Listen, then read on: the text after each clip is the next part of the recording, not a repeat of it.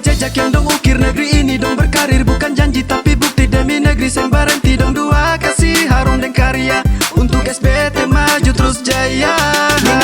Memang mam, bulik mata pilih kita tuh paham tak percaya nasi roti. Perpimpin negeri ini ke depan pasti deng paham katong menang. Jangan sampai katong salah pilih.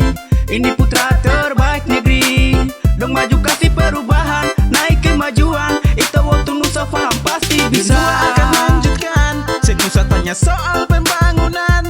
Itu pasti jadi tujuan untuk masyarakat SBT ke depan. Mari bersatulah katong pilih faham soal masyarakat yakin dan supaham. Bapak Fahri Husni Al-Katiri dan Bapak Arobi Kilian siap jadi pemimpin